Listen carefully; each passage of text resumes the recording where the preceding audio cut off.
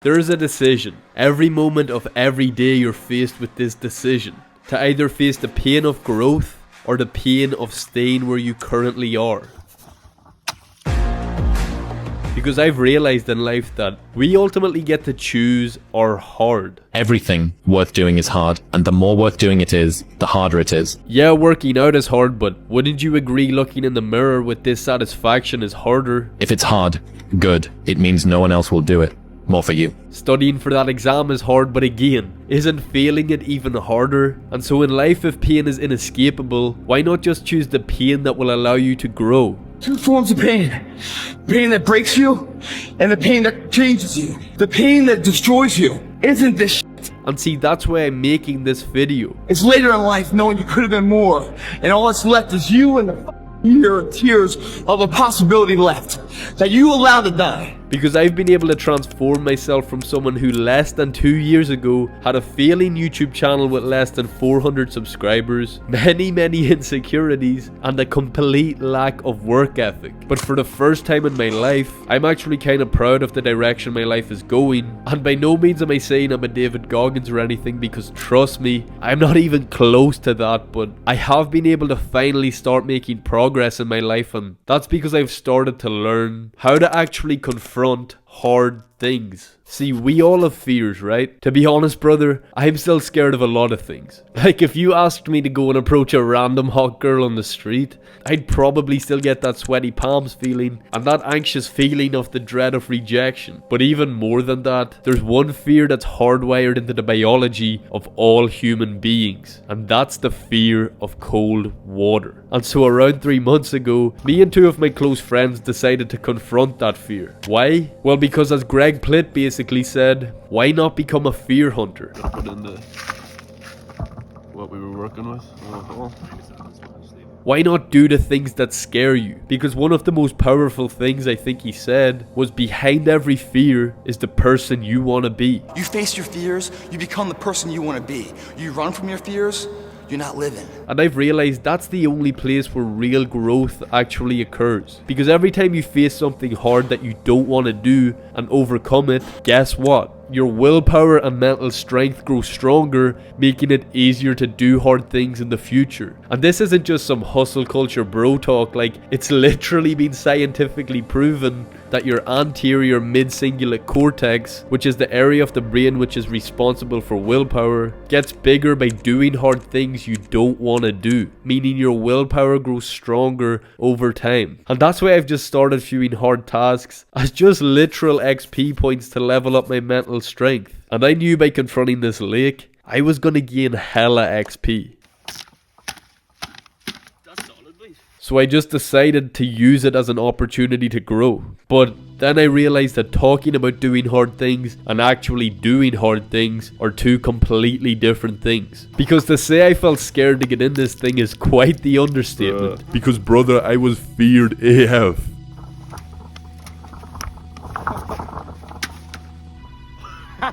That's class. That is some And you know, it's so easy to listen to something motivational and think, yeah, I want to do something hard when you're all nice and comfortable, but I realized when I was face to face with that lake that I might not be strong enough to do it. Because in that moment, my mind tried to convince me on why I should back out. It tried to get me to remain in my comfort zone by making me think of all the things that could go wrong, and it made me doubt whether I was truly mentally strong enough to endure the pain of it. And brother, that right there is what we call resistance.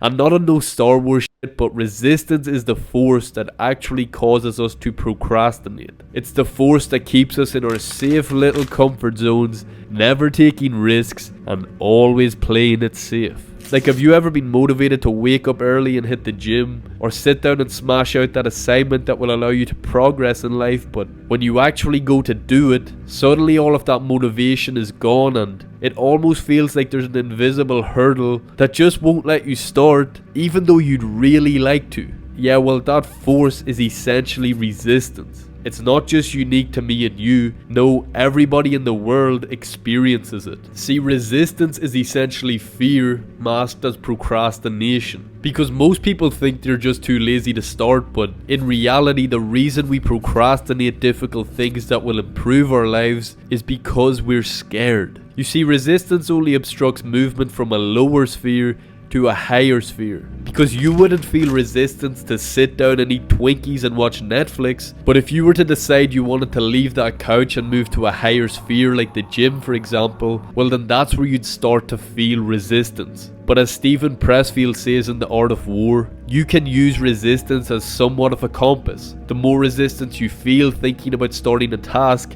the more valuable the task likely is to you, and the more satisfaction you will get from completing the task. And I've learned that this resistance almost acts as a sort of protective mechanism from our fears, because we're scared to start in case our skill level gets exposed, in case we're incapable of doing the task, we're scared it may be too painful, and we're scared of actually trying because, oh no, if we actually try and fail, then we'll view ourselves as a failure. You're afraid of failure because if you're successful, you now have responsibility. There's pressure that comes with trying something and putting your name out there. And if I don't ever try anything, if I don't bother, if I blame the world, I blame my parents, I blame my education system, I blame my partner, this, that, and the other, then you never have to worry, you never have to have that responsibility, you never have to have that fear of success. And that holds people back. See, if you haven't realized it yet, resistance is all internal. No one else is to blame for it but you. And that's because it's you who creates it. But thankfully it can be overcome, because if it couldn't, well, your favorite movie wouldn't exist, your favorite album wouldn't exist, damn, this video you're currently watching wouldn't even exist. But see, when you go to defeat resistance, the biggest enemy you'll face is rationalization. Its job is to try and keep you from feeling the shame you would feel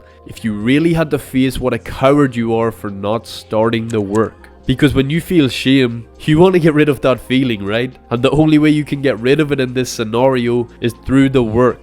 But instead, you don't get to feel this shame because of rationalization. You see, its arguments make total sense, and its excuses are valid. Because yeah, when I was walking up to that frozen lake, the excuses and doubts my mind started to create seemed extremely valid. No, that is absolutely outrageous. I need to just get in and get out, please be honest. Like, my mind started to remind me, there's no real benefit of actually getting in this lake. Am I really gonna improve that much physically from it? No, I'll actually just be losing the pump I got this morning. Would it make more sense for me to not do it? Probably. And could there be risks involved with getting in water this cold? Potentially. But what rationalization forgets to remind you is that you're never going to feel 100% ready. The conditions are never going to be perfect for you to start. And if I decided to back out in that moment and give in to this rationalization, I knew that that would ruin my chances of being able to confront bigger obstacles down the line. Because as I always say, I'm a strong believer in how you do one thing is how you do everything. So if I was to back out in that moment, that would mean I'd likely back out of hard things in the future that may have the potential to bring me closer to my goals. And look, I get I'm making getting in a bit of cold water way more dramatic than it needs to be, but this mindset is how I've been able to start overcoming resistance. Because I've just started to make hard work the goal, which means that I now just associate winning with the effort process itself.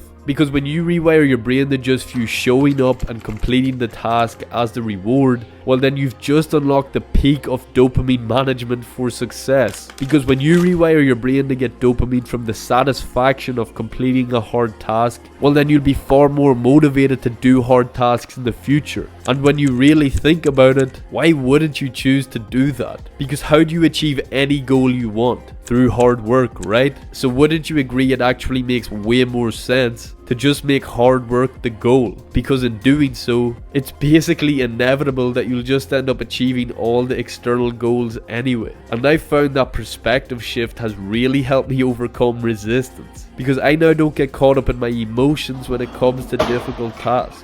And honestly, that's something I used to really struggle with. Because I used to get so demotivated when I try my best on a task and I didn't get the outcome I desired. Like if I spent weeks making a video and it didn't perform how I'd expected it to perform, I'd feel so much more resistance to start into the work for the next video because I'd feel like my hard work was all for nothing. But I found that no longer happens when you just gain satisfaction from the hard work itself. When you just make showing up and giving everything you have the goal. Because when you do that, you're free to stop worrying about the end result. Because if you've tried as hard as you can and still lose after that, well then at least you'll be left with no regrets. And when confronting resistance or any hard task in general, it's really so paradoxical how it works, because you've probably found it yourself that you can be completely unmotivated to do a task, like let's say going to the gym for example, but once you start that workout, you gain this newfound energy to keep going. And that's what I've really begun to learn recently, that motivation doesn't come before starting, it comes after it. So no matter how unmotivated you feel, if you just start, you will gain the energy to keep on going. That's why you hear so many people say just set a 5-minute timer and work for 5 minutes, because when you do that, you'll most likely end up wanting to keep on working because you'll have gained the energy and motivation required from simply just starting. And the thing about resistance is that the more you confront it, the stronger and naturally better you become at overcoming it in the future. Because as I said earlier, it's literally been scientifically proven that the more hard things you do, the bigger your AMC becomes, giving you more willpower to do hard things. And that's why, like the two brothers I done this with, I knew I would grow from overcoming this resistance. So I decided to say fuck all these excuses and fears, and I just decided to attack this resistance head on.